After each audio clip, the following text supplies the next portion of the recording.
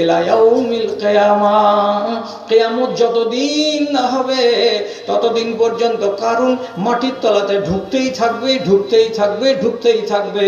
যেদিন কিয়ামত কাছে আসবে সেদিন কারণ জমি ফুঁড়ে তার পা বেরোবে। ধনের অসৎ ব্যবহার হলো, আল্লাহ তাআলা গায়রত করে দিলেন। ধনের যদি সদ্ব্যবহার হয় তাহলে ঠিক এই ধনীটা জান্নাতে যাবে হিসাব দেওয়ার পরে, আর গরিব 40 বছর আগে যাবে। তো রাসূলুল্লাহ ফকির হওয়া থেকে পানাহ চাইতে বললেন কেন? তো কেন মানে হলো এই, যদি আল্লাহ করে দেয় তো সবুর করুন, আর যদি আল্লাহ তাআলা করে দিয়েছে তারপরে সবুর না করেন তাহলে আবার অসুবিধা আছে। তার জন্য রাসূলুল্লাহ আপনাকে পানাহ চাইতে বলছেন যে আল্লাহ তুমি আমাকে ফকির করিও না। কেন ফকির করিও না? এর দোয়াটা আল্লাহর কাছে কেন চাইবো? এই জন্য চাইতে হবে যে ফকির হতে গেলে মানুষ অনেক সময় কাফের হয়ে যায়, মানে কাফেরের কাজ করে নিজের আখেরাত বিক্রি করে দেয়। গরিবই তাকে বাধ্য করে যে কুফরি কাজ করো। পেট চালাবার জন্য যখন রাস্তা পাবে না তখন কি করবে? কুফরি কাজ করতে বাধ্য হয়ে যাবে। আর কুফরি কাজ যদি করে দেয় তাহলে ঈমান চলে যাবে। তাহলে ঈমানটা নিল কে? এই দরিদ্রতা। এই জন্য রাসূল বলছেন দারিদ্র হওয়া থেকে তুমি আল্লাহর কাছে পানাহ চাও। এমন দরিদ্র হইও না যে দরিদ্রের কারণে তোমার ঈমান নষ্ট হয়ে যাবে, এই কাজটা তুমি করতে যেও না। আচ্ছা ঠিকই কি ঈমান চলে যায়? হ্যাঁ, উদাহরণ আপনাকে দিব, উদাহরণটা বুঝুন। তাড়াহুড়া করিয়েন না, পালাপালি করিয়েন না। আমি আগেই বলেছি যে আমাদের হাতে একটা নওজোয়ান বক্তা আছে, যেটা সবারই কাছে প্রিয় মানুষ এখনকার মতো। তো আমি কি এমন রাত করেছি? খুব একটা বেশি রাত হয়নি, অল্প কিছু রাত, অল্প কিছু সময় আপনাদের কাটালাম। বলছি কি কথাটা, মানুষ পেটের জ্বালাতে কি করে? কাফেরি কাজ করে দেয়। তো দেখুন উদাহরণ, আমার দিকে তাকান। বনী ইসরায়েলদের 3 জন লোক বিশেষ উদ্দেশ্য নিয়ে বাড়ি থেকে বেরিয়েছিল। খানিকটা দূর চলার পরে ঝড় তুফান এলো।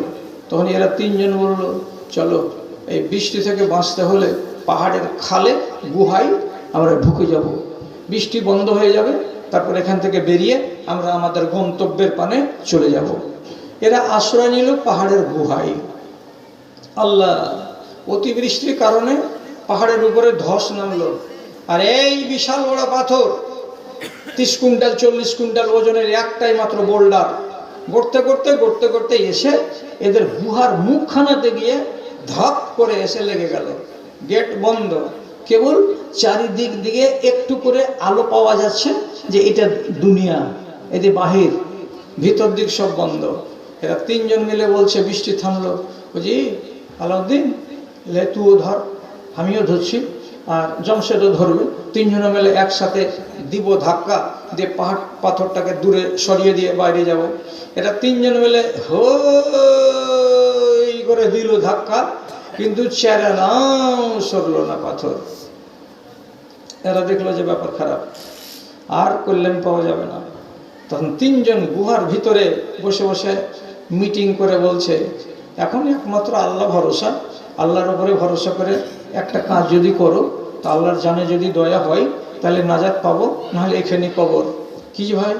বলছে তুমি একটা কাজ বলো, এমন একটা কাজ যে কাজটা তুমি জীবনে করেছো একমাত্র আল্লাহকে রাজি করার উদ্দেশ্যে, এমন যদি বড় একটা নেকির কাজ তুমি দেখাতে পারো, আর এটাকে তুমি যদি ওসিলা বানাও আর বানিয়ে আল্লাহ তাআলার কাছে দোয়া করে বলো, পরওয়ারদিগার পাথরটাকে তুমি একটু সরিয়ে দাও, তাহলে আল্লাহ হতে পারে এটাকে সরিয়ে দেবে।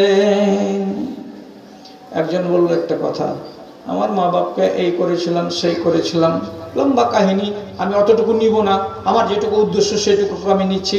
তো যখন মা বাপের সেবা টেবা করে টোরে এই করলাম সেই করলাম বলার পরে বলছে, আল্লাহ এটা তোমাকে রাজি করার জন্য করেছিলাম, আল্লাহ তুমি দয়া করে পাথরটাকে সরিয়ে দাও। আল্লাহ তাআলা 6 আঙুল পাথরটাকে সরিয়ে দিলেন, খুশি হয়ে গেল। এই যে দুনিয়া দেখা যাচ্ছে যে এই তুমি এই জমশেদ ভাই তুমি একটা কহ, তোমারটা যদি আল্লাহ তাআলাকে কবুল হয়। তখন এই বেচারি বলছে, আমি একটা চাকর রেখেছিলাম, চাকরটাকে এতটি করে দানা দিব বলে কথা হয়েছিল, শেষের বেলায় 3 মাস কাজ করার পর চাকরের মন খারাপ হয়ে গেল, আমার মজুরিটাকে কেন্দ্র করে দিয়ে মজুরি ছেড়ে দিয়ে ও পালিয়ে গেল বাড়ি, এলো না ফিরে। আমি চাকরের টাকাটাকে বাড়াতে লাগলাম। বাড়াতে 2-3 হাজার ছাগল ভেড়া বকরি তৈরি হয়ে গেল। 5 বছর পর ছেলেটা এসে বলছে, আমার মজুরিটা দাও মালিক। বলছে, এই যে পালটা চড়ছে ছাগলের, নিয়ে চলে যাও। এই যে ঠাট্টা করিও না, ঠাট্টা নয়, তোমারই টাকা, এই টাকা থেকে এত বড় ছাগলের পাল হয়ে গেছে। ছেলেটা খুশি হয়ে গেল। তো বলছে, পরবর্তীকার, আমি যদি এই কাজটা করে থাকি তোমাকে রাজি করার উদ্দেশ্যে, তাহলে আমার পাথরটাকে তুমি সরিয়ে দাও। আল্লাহ রাব্বুল আলামিন খুশি হলেন, আর 6 আঙুল সরিয়ে দিলেন, 12 আঙুল হলো। এরা খুব খুশি। আচ্ছা, মাশাআল্লাহ, এই দুনিয়া দেখতে পাচ্ছি, এই যে চাপড়ার মুখখানে কালভারটা, ব্রিজটা করা আছে না, মাটি পড়েনি আজ পর্যন্ত ব্রিটিশের আমল থেকে, তো এই কালভার্ট কিন্তু দেখতে পাচ্ছি। আচ্ছা, তাহলে বেরিয়ে যাব। এই বেরিয়ে যাবো করতে করতে আরেকজনকে বলছে, এই তুই কিছু কহা না, তোর কথাতে যদি আল্লাহকে পছন্দ লেগে যেয়ে থাকে, আর 6 আঙুল যদি সরে যায়, 3 6 18 আঙুল সরলে তো বেরিয়ে যাবো আমরা। এই বেচারি জুয়ান ছেলে বলছে, কিছু তো মনে পড়ে না গো, একটা কথা মনে পড়ছে, কিন্তু তোমাকে সামনে কহবো। ওই যে কহবো মানে কি, বিপদে পড়েছো, আল্লাহকে রাজি করার উদ্দেশ্যে যদি করে থাকো, বলো ওইটাই কথা। বাঁচবার তাগিদে শরমকে টাকে তুলে রেখে এবার এই নওজোয়ান বলছে, পরওয়ারদিগার, কানাতলি ইবনাতু আম্মিন, আমার একটা চাচাতো বোন ছিল, ইন্নী উহিব্বুহা আকসারা মিন হুব্বির রিজালিন নিসা, আমি তাকে ভালোবাসতাম দুনিয়ার পুরুষ লোক নিজের বিবিকে যতটা ভালো না বাসে, তার চাইতে কয়েক গুণ বেশি আমি ভালোবাসতাম। কিন্তু আমার চাচাতো বোন আমার দিকে জীবনে চোখ তুলে তাকাতো না। এই কানা প্রেম, এই ভালোবাসে, ও ভালোবাসে না, মনে মনে এই ঝোল খেছে, ও জীবনে চিন্তাও করে না যে আমি তোকে ভালোবাসি। এই ভালোবাসা, একতরফা ভালোবাসা, দিন কাটে। হঠাৎ দেশের মাটিতে অভাব দেখা দিল, দুর্ভিক্ষ দেখা দিল, মানুষের বাড়িতে দানা নাই, পানি নাই, কোথা থেকে আনবে, কি করে আনবে। এক যুগে আমার ভালো করে মনে আছে, এই বিশনপুরের মানুষেরা যখন বেশি অভাবের তাড়নায় পড়ে যেত, তো ভালুকা বাজারে একটা লাট সাহেব ছিল, তার নাম ছিল কমল সিং। এই জানো, বুড়াবেলা কমল সিংয়ের নাম শুনুনি? কোথায়? ভালুকা বাজারে কমল সিংয়ের বাড়ি থেকে 10 কেজি যদি খেসারি নিবা, তো সিজনে তোমাকে 15 কেজি লাগবে। তো লাগবে, পেটটা তো চালাতেই হবে। মানুষেরা ওখান থেকে দানা পানি নিয়ে গিয়ে বেঁচেছে। তখনকার যুগে ওই ছেলেটাই ছিল ধনী কমল সিংয়ের মতো। আমার চাচাতো বোন একদিন বিকেল বেলায় হাঁটতে চলে এসেছে আমার বাড়িতে। আসার পরে বলছে, চাচাতো ভাই, তোমার কাছে এসেছি দুঃখের জ্বালাই, মা আর বাবা 2 দিন থেকে খাইনি, আমার নিজেরও ওই অবস্থা, পেটে দানা নাই। তোমার কাছে আমরা 10 কেজি আটা চাইতে এসেছি আমি, তুমি আমাকে আটা দাও কিংবা 10 কেজি গম দাও, এটা ধার করে নিয়ে যাব, বাড়িতে খাবো, মা বাবা খাবে, সময় যখন আসবে তখন তোমাকে শোধ করে দেব ভাই। আমি বললাম, এই ছেলে বলছে, আমি চাচাতো বোনকে বললাম, 10 কেজি নয় রে, 50 কেজির বস্তা তোর বাড়ি পৌঁছে দিছি, তোকে বগলে করে নিয়ে যেতে হবে না, আমারই লোক তোর বাড়ি রেখে আসবে, তোকে শোধ দিতে হবে না রে। তুই একটা যদি শুধু কাজ করে দিস। কি কাজ করতে হবে বলো? বলছে, রব্বুল আলামিন, আমি আমার বোনটাকে প্রস্তাব দিয়েই দিলাম। কি দিয়ে দিলাম? আমি তোমাকে 3 বছর থেকে আড়ালে ভালোবাসি। তোমার গমনকে আমি দেখি, তোমার চলনকে আমি দেখি, তোমার বাড়ির বাইরে যাওয়াকে আমি দেখি, তোমার বাড়ি থেকে বাড়ির ভিতরে প্রবেশ করাকেও আমি দেখি। তোমাকে দেখে দিন কাটে আর রাত কাটে। একবার যদি তুমি আমার কাছে আসো, তোমার কাছে যদি তুমি একবার আমাকে যেতে দাও, এবং তোমার এই শরীরখানার, তোমার এই যৌবনটাকে যদি একবার আমাকে ভোগ করতে দাও, তাহলে সমস্ত দানা আর পানি যা দিব তোমার জন্য সব মাফ হয়ে যাবে, তোমাকে 1 পয়সা ফেরত লাগবে না। তোমার যৌবনটা দিতে হবে একবার। 7 বার ভাবলো, আল্লাহজি, ইজ্জত দিব আর দিয়ে ওর কাছে গম ধার নিব? ইজ্জত যদি না দিই, ও তো ধনী মানুষ, তো গম দিবে না। আজ এখন পাওয়া যাবে না এটা। মায়ের জাতি নারীরা সব বাজায়, বিকায় যে বাজারে, ইজ্জত হাতে পেটের দায়ে ঘুরছে দাঁড়ে দাঁড়ে রে, ঘুরছে দাঁড়ে দাঁড়ে। লোকে টাকার লোভ দেখিয়ে করছে না জেহাল। এসো যুবক, এসো সেবক, এসো মায়ের লাল রে, এসো মায়ের লাল। মেয়ে ছেলে মানুষ 7-5 ভাবার পর বলছে, ইজ্জত না দিলে পেটের ভাত হবে না। কথা দিয়ে দিল, আজ রাত 8টার সময় অমুকের বাগানে তোমার সাথে দেখা হবে। চলে গেল নির্জনে।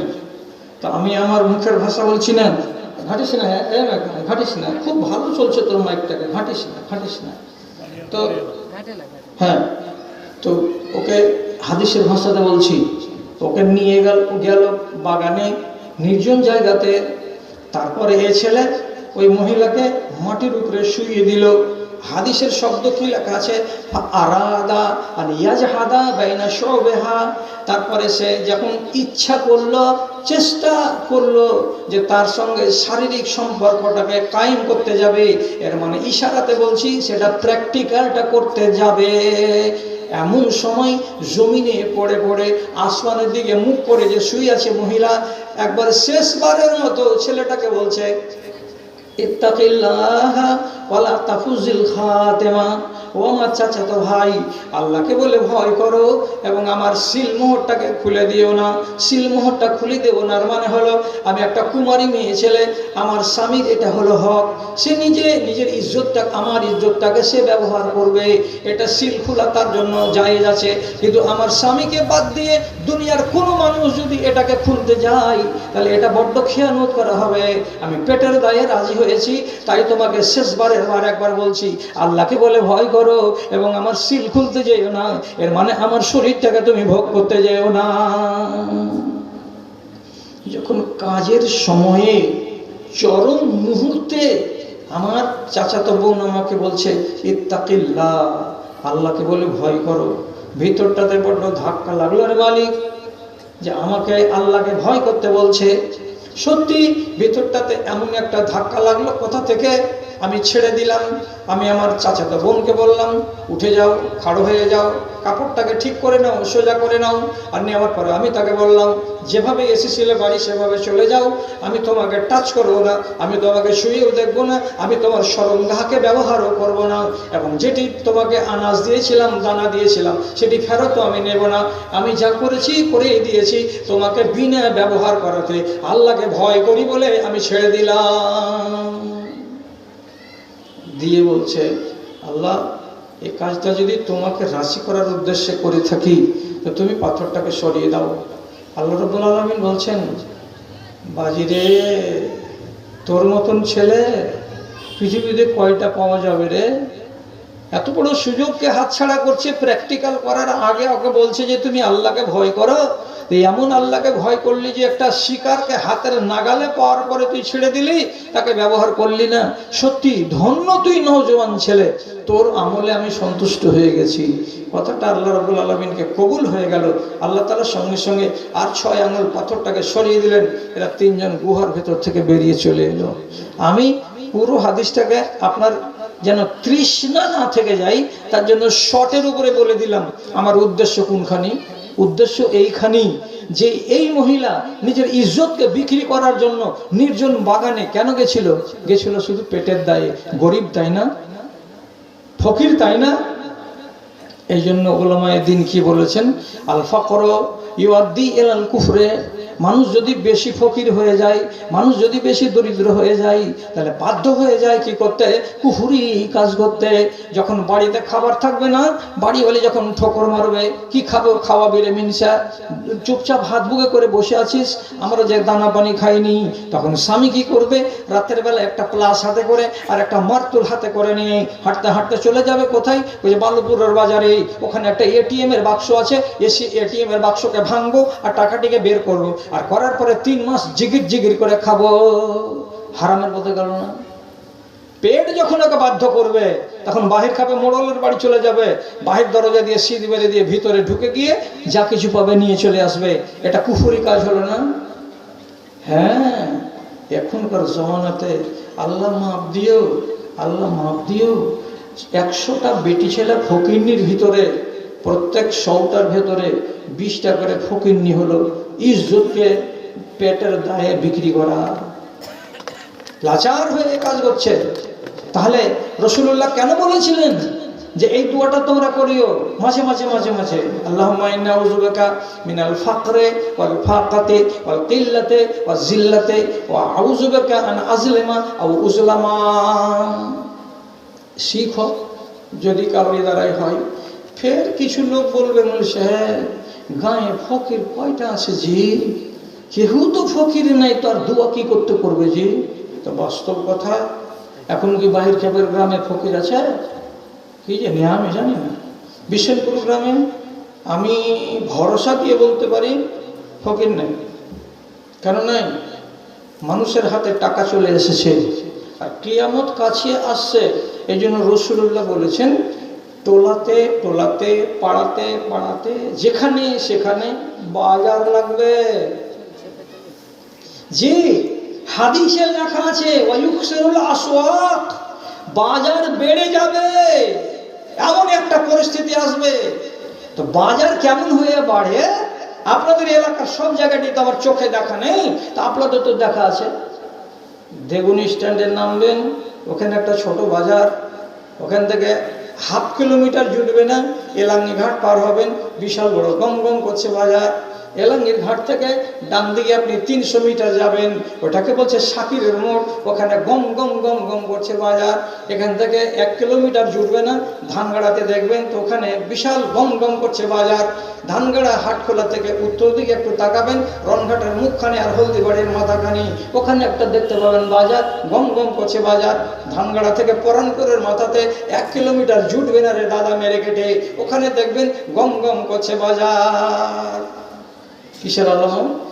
কিয়ামতের আলামত। বেশি না চিনলে এটুকু তো চিনি। আমি তো দেশেরই মানুষ। 20 বছর আগে হরিণকুল ঘাটে যখন ব্রিজটা ছিল না, তখন চামাচিকাতে পেশাব করতে আসতো না, ঠিক না?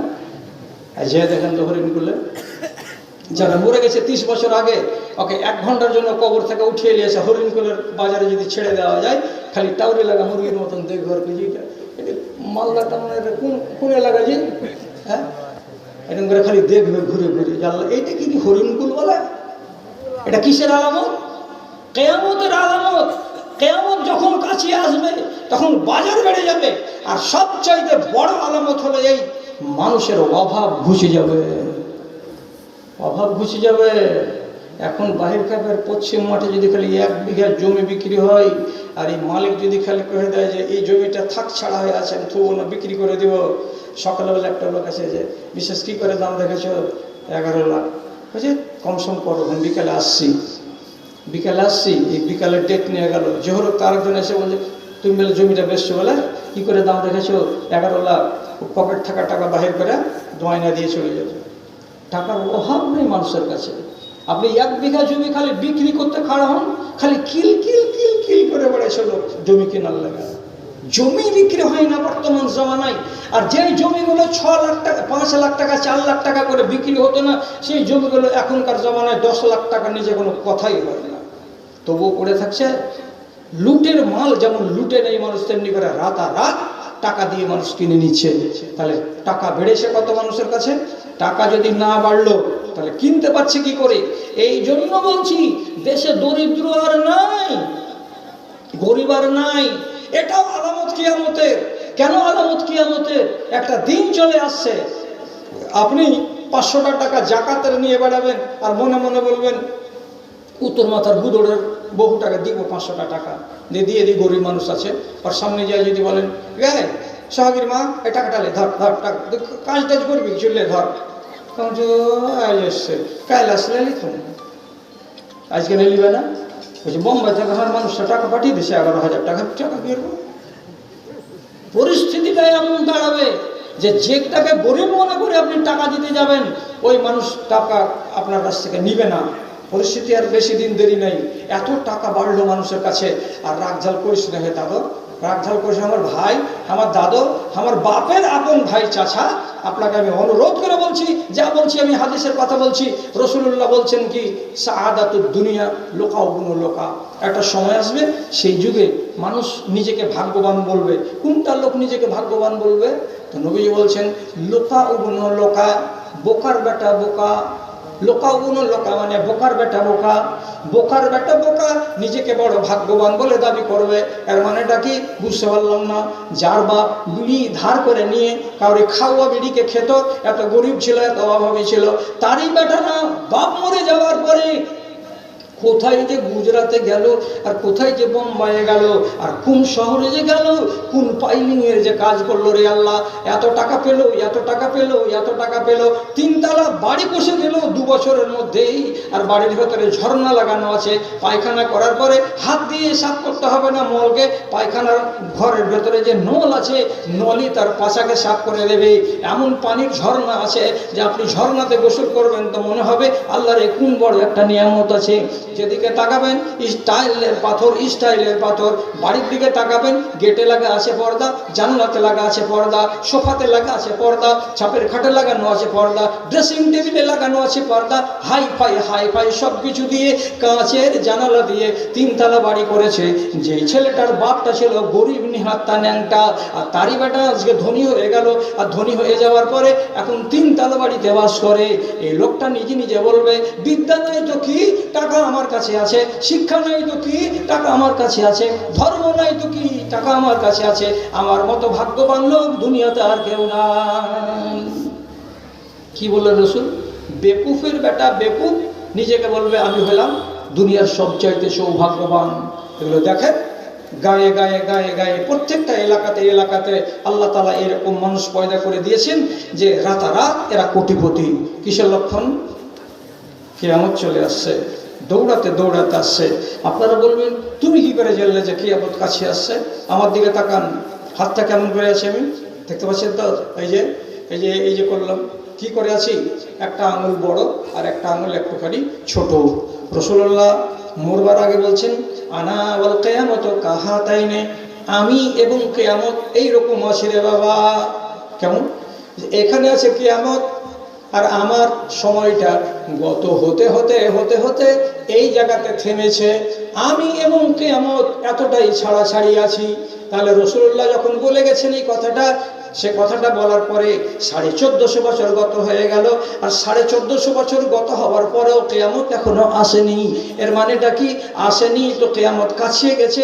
এইটুকু জায়গা গ্যাপটুকুকে পূরণ হতে আর হয়তো 1000 বছর লাগবে, কিংবা আর 1500 বছর লাগবে, তারপরেই দুনিয়াতে কিয়ামত হবে। এ তো ভুল কথা নয়, সব ঠিক হয়ে যাচ্ছে। আসে চলে আর একটা দোয়া শিখাবো, আর শেখার পরে ইমদাদুলকে বলবো তুমি চলে এসো। আমার বাবজিরা কিছু কিছু বাহির কথা শুনতে চাইছে, আর ওগুলো শোনাবার মতন আমার কাছে তৌফিক নাই।